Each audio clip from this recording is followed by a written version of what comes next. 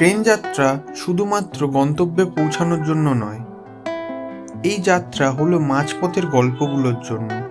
জানালার বাইরে বদলে যেতে থাকা দৃশ্য, আর ভিতরে বন্ধুদের হাসি, আড্ডা আর নীরবতা। কেউ মোবাইলে গান চালাচ্ছে, কেউ আবার পুরনো স্মৃতির কথা বলছে। সময়টা খুবই সাধারণ, কিন্তু এই সাধারণ সময়গুলো পরে খুব স্পেশাল হয়ে যায়। হয়তো আমরা সবাই আলাদা আলাদা পথে চলে যাব, কিন্তু এই ট্রেনের কয়েকটা ঘন্টা আমাদের সাথে আজীবন থেকে যাবে। তাই আজকে আমি আপনাদের সাথে আমাদের এই ট্রেন যাত্রাটা শেয়ার করতে চলে এসেছি, যেখানে আছে বন্ধুদের আড্ডা, পাশের প্যাসেঞ্জারদের ছোটোখাটো ঝগড়া, আর ট্রেন নিয়ে নানা রকম মজার আর দরকারি তথ্য। এই যাত্রা শুধু রাস্তা না, অনেক গল্পও একসাথে চলবে। নমস্কার সবাইকে। টাইটেল দেখে আপনারা বুঝতেই পাচ্ছেন আমি কোথায় যাচ্ছি। হ্যাঁ, 4 বছর প্ল্যান করার পর ফাইনালি আমাদের এই ট্রিপটা হচ্ছে। 4 বছর ধরে আমরা প্ল্যান করছি, কোনো না কোনো কারণে প্ল্যানটা ক্যান্সেল হয়েই যাচ্ছে। ফাইনালি আমরা এবছর যাচ্ছি নর্থ সিকিম। সিকিম যাওয়ার জন্য আপনাকে শুরুতেই হয় এনজিপি না হলে শিলিগুড়ি যেতে হবে। এনজিপি বা শিলিগুড়ি যাওয়ার 3টে উপায় আছে। হয় আপনি ফ্লাইট ধরে বাগডোগরা থেকে ওখান থেকে যেতে পারেন, না হয় বাসে করে যেতে পারেন, আর যেটা আমি সবসময় প্রেফার করি সেটা হচ্ছে ট্রেন। আমার ট্রেন প্রেফার করার একটাই কারণ, সেটা হচ্ছে এই যে বন্ধুদের সাথে আড্ডা মারতে মারতে আমরা যেতে পারি, এটার কোনো অল্টারনেটিভ হয় না। আজকে আমি এই জার্নিটাই আপনাদের সাথে শেয়ার করব। নর্থ বেঙ্গল যাওয়ার অনেক কটাই ট্রেন আছে, কিন্তু আমার এদের মধ্যে সবথেকে পছন্দ হচ্ছে দার্জিলিং মেল। এই যে আমার পিছনে যাচ্ছে দার্জিলিং মেল। কেন এটা আমার এত পছন্দ, সেটা হচ্ছে এর প্রথম খুবই ক্লিন হয়, জিআরপি সারাক্ষণ গার্ড দেয়। মোটামুটি আপনি যদি স্লিপার ক্লাসেও যান তাও আপনার কোনো প্রবলেম হবে না। মেসিকে তো আমরা দেখতে পেলাম না, সিকিমই দেখতে যাচ্ছি।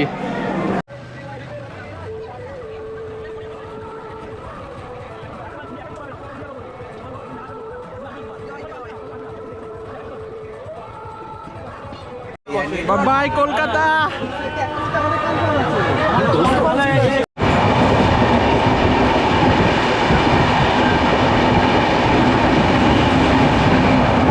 দারুণ স্পিডে দৌড়াচ্ছে আমাদের দার্জিলিং মেল। দেখি আজকের ডেটটা অনেক লেট করেছিল সকালবেলা, এখন দেখা যাক কী হয়। এই হচ্ছে এই ট্রেনের টয়লেট।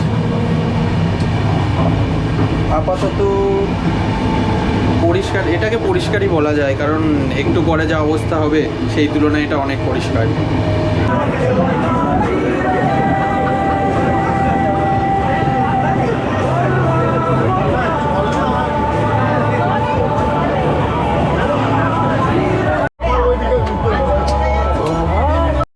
ট্রেন জার্নিতে বন্ধুদের সাথে এই যে উনো খেলার মজা আলাদাই।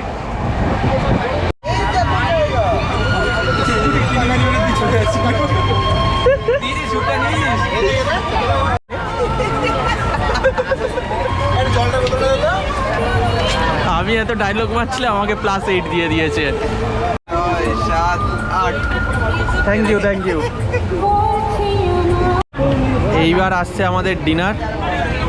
ডিনারের জন্য সবাই রেডি। আমাদের ডিনারটা কি রাজাদা? মুন্না বিরিয়ানি। মুন্না বিরিয়ানি, আরে সাবাস।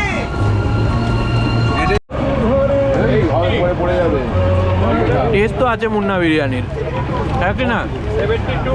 কেমন লাগলো মুন্না বিরিয়ানি? ঠিক আছে, এখন জমে যাচ্ছে। তারপরে কি করতে বলছে, আমি আমার ভিডিও দিয়েছি, এই তো বলি আমার ভিডিও হবে না।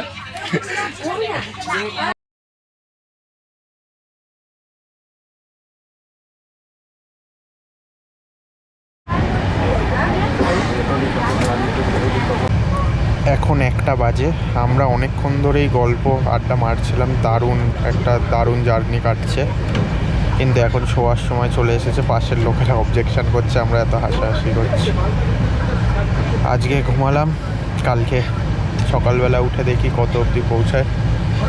মনে হচ্ছে লেট করবে, কারণ প্রত্যেকটা স্টেশনে লেট করে করে যাচ্ছে। Good night.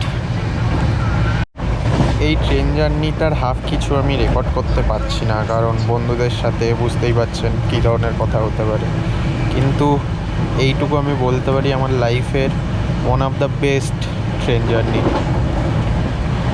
উফ, দারুণ কাটছে, দারুণ। আমরা এতই গল্প আড্ডা হাসাহাসি করছিলাম যে লোকদের অবজেকশন করতে বাধ্য হয়। এখন আমরা ঘুমাতে যাচ্ছি, দেখতে পারেন চারপাশ। আমি আর একটা জিনিস বলতে চাই যে দার্জিলিং মেল সাধারণত লেট করে না, কিন্তু কদিন ধরে আমি জানি না কি হচ্ছে, যে ট্রেন অন্য রুট ধরে যাচ্ছে কি না, বাট প্রচুর লেট হচ্ছে। আগের দিনে 7:50 ঢোকানোর কথা, কিন্তু ঢুকিয়েছে 10:30-তে। দেখি আমাদের সাথে তাই হয় কি। আমাদের সাথে এরম যদি হয়, যদি লেট হয়, তাহলে তো গ্যাংটক ঢুকতে অনেক লেট হয়ে যাবে। জানি না কি হবে। প্রয়োজন হলে একটু কথা বলবো না?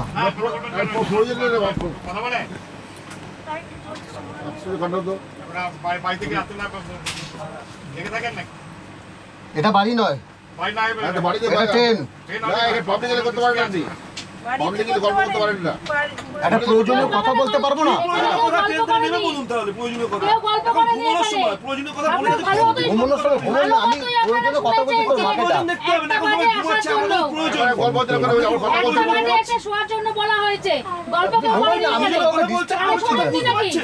আপনি যেমন প্রয়োজনে ঘুমাচ্ছেন, আমি প্রয়োজনে কথা বলছি, এটা ব্যাপার তো। হ্যাঁ, তাহলে আমি বললাম ওকে যে তোর মাকে ডাক। ঠিক আছে, বাথরুমের সাইডে কি কথাটা বলা আছে? কেন বাথরুমের সাইডে গিয়ে কথা বলবো?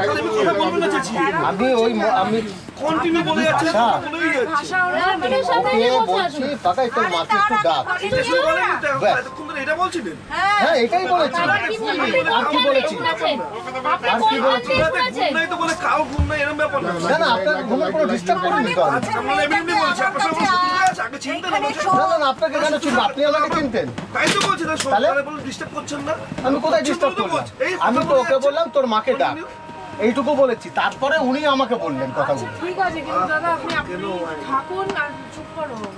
কেউ গল্প করেনি এখানে? দেখতেই পাচ্ছেন এই রাত্রিরে কথা বলা দিয়ে কি ঝামেলা আমাদের সাথে হচ্ছে না ঠিকই, কিন্তু হাসা উচিত না আমার, আমি জানি। বাট 1.5 ঘন্টা ধরে ঝগড়া চলছে, 1.5 ঘন্টা ধরে। কি ঘুমাবো?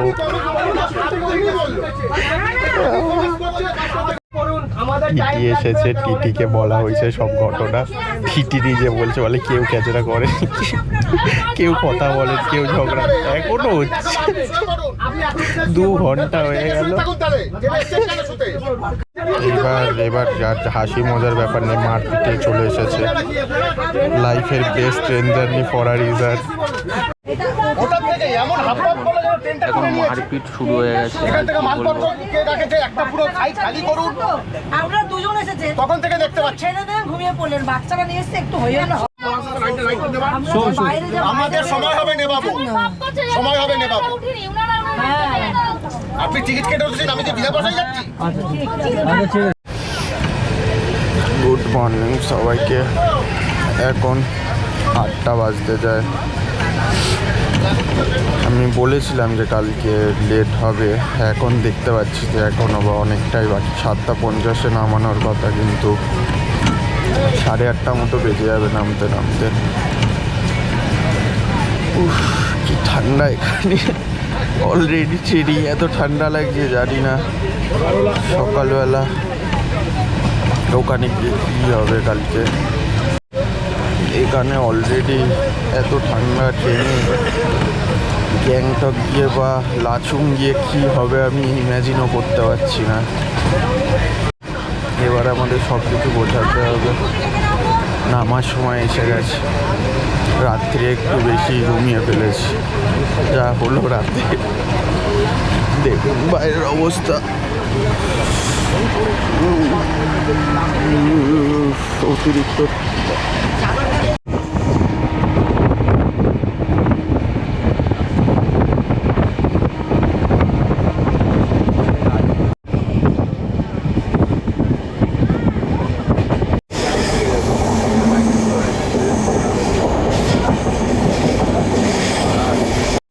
একটা দারুণ জিনিস দেখতে পাচ্ছি, নিজের চোখে বিশ্বাস হচ্ছে না। লাইফে আমার ফার্স্ট টাইম ট্রেন থেকে আমি কাঞ্চনজঙ্ঘা দেখতে পাচ্ছি। উফ, অসাধারণ। এবার আমরা নামতে চলেছি সব ব্যাকপ্যাক করে। এত এক্সাইটমেন্ট আমার কোনোদিন হয়নি। ট্রেন থেকেই কাঞ্চনজঙ্ঘা দেখতে পাচ্ছি ভেবেই আমার মনটা খুশি হয়ে গেছে। দেখা যাক স্টেশন থেকে কি হয়।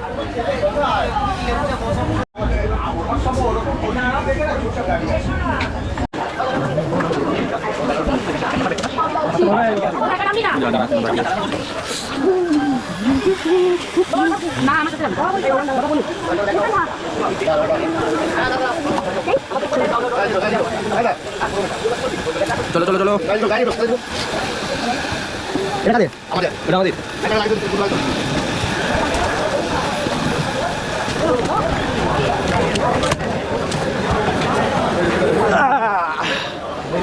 নেমে গেছি স্টেশনে।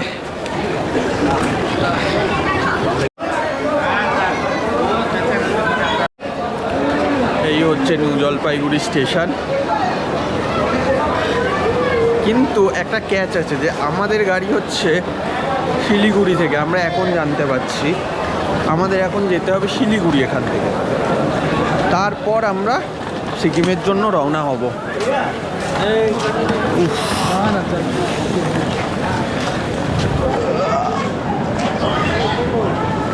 কি অসাধারণ লাগছে ওয়েদারটা, উফ।